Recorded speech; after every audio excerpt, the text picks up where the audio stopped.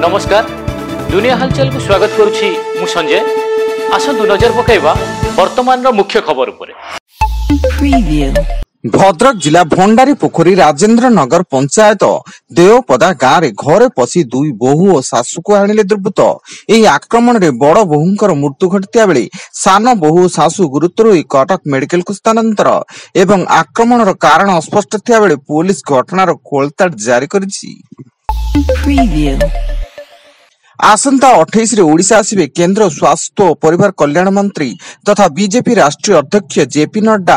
पुरी ठारे फेब्रुआरी 28 रे अनुष्ठित हेबाकु थिबा जातीय स्तरीय जातीय स्वास्थ्य मिशन कार्यक्रम रे मुख्य अतिथि भावे जोग देबे। एथिरे मुख्यमंत्री मोहन चरण माझी एवं स्वास्थ्य एवं परिवार कल्याण मंत्री डॉक्टर मुकेश महालिंग मध्य जोग देबे बोली सूचना।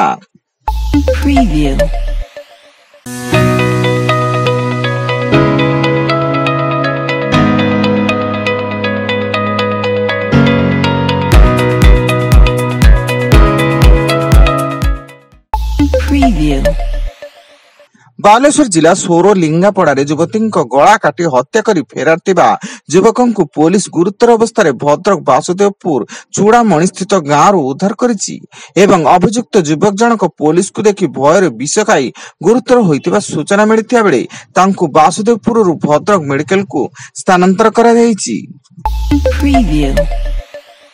उत्तर प्रदेश प्रयागराज रे दीर्घ 45 दिन धरी चलिथिबा महाकुंभर आज समापन दिवस। गत सोमवार संध्या सुधा 63 कोटी 36 लक्ष रु अधिक श्रद्धालु पवित्र बुड़ पकाइथिया बेले आज महाशिवरात्रि शेष साई स्नान थिबारु पाखापाखि 1 रु 1.5 कोटी श्रद्धालु बुड़ पकाइबा संभावना रहिछि।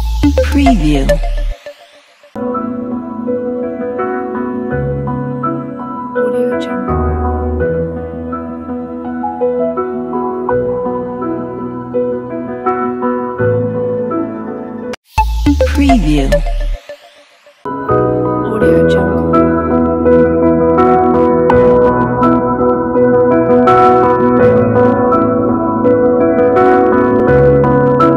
Audio Jungle.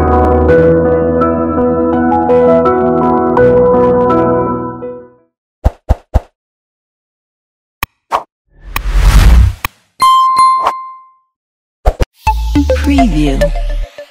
आज पवित्र महाशिवरात्रि एथिलागि राज्यर समस्त शिव मंदिर गुड़िक चल चंचल हेबा सह ओम नमः शिवाय ध्वनि रे प्रकंपित होउछि सारा परिवेश एवं जागर पई आज बाबा को दर्शन करबा लागि लक्षाधिक श्रद्धालुंकर भीड़ परिलक्षित होइछि।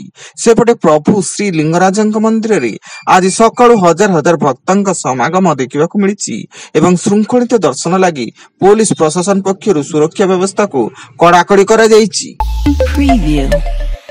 भद्रक 16 नंबर जातीय राजपथ गेलपुर छक निकट भारसियामराई ब्रिज उपर तलकु खसिला दुईटी ट्रक। एथिरे दुई ड्राइवर और जड़े हेल्पर गुरुतर होई भद्रक जिला मुख्य चिकित्सालय भर्ती।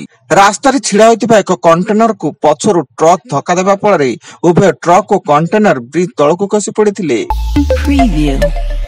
रायगड़ा जिला कोलोनरा ब्लॉक रो पायकपड़ा तथा मुकंदपुर शासन निकटस्थ नागाबाड़ी नदी रे आज एक शिवलिंग भासुतबा स्थानीय लोके देखिबाकु पाइचंती।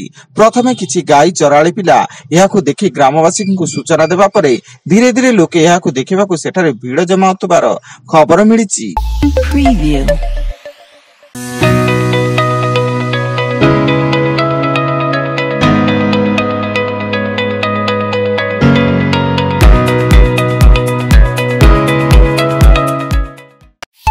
Preview.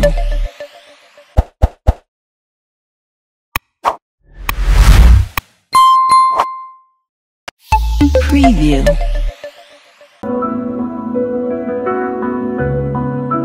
Audio Jungle.